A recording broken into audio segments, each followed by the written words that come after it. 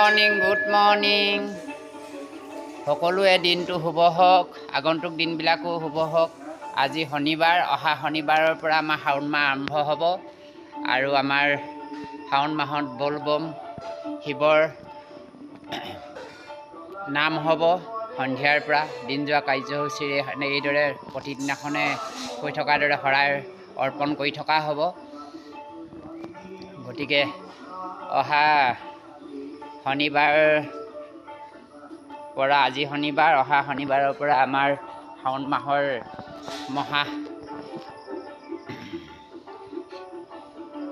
শিৱ পাৰ্বতী আই মাতৃৰ তৰফৰ পৰা মই আশীৰ্বাদ কৰিছোঁ, সকলোৱে মংগল হওক।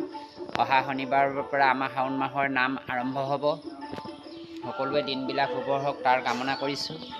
আৰু আমাৰ ইয়াতে শিৱ সৰ্পসজ্জাই প্ৰতিষ্ঠাৰ কৰা হ'ব। ভগৱন্তৰ গতিকে সকলোকে আশীৰ্বাদ কৰিছোঁ আৰু এটুপি জলে বাবাৰ চৰণত আশীষ ল'ব পাৰিব।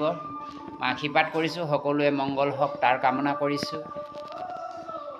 আই মাতৃৰ তৰফৰ পৰা আজি শনিবাৰ, অহা শনিবাৰৰ পৰা আমাৰ বলবম মহাদেৱৰ পূজা আৰম্ভ হ'ব। মাহ যোৱাৰ প্ৰতি বছৰে হয় আৰু আপোনালোকেও আহি আমাৰ শিৱ ভক্তসকলে আহি ইয়াত আহিব পাৰিব নাম গুণ গাবৰ কাৰণে, তাৰ কামনা কৰিছোঁ। সকলোকে লগ পাম, সকলোৱে মংগল হওক। খন্তেক পাছতে আকৌ আমাৰ এই শৰাই আহি পাবহি আৰু আমি শৰাই কৰ্মত মই আগবাঢ়িম। সকলোকে আশীৰ্বাদ কৰিছোঁ। ওম নমঃ শিৱায়, ওম নমঃ শিৱায়, ওম হৰ হৰি বিষ্ণুৱে নমো নমঃ। সকলোৱে মংগল হওক। আই মাতৃ 33 প্ৰকাৰ দেৱী মাতৃ, 33 প্ৰকাৰৰ দেৱতাৰ এই মহান থানৰ পৰা সকলোকে আশীৰ্বাদ কৰিছোঁ। ঈশ্বৰ পুত্ৰ সকলো মংগল হওক, সৰ্ববিঘিনি নাশ হওক। কৃষ্ণ কৃষ্ণ কৃষ্ণ।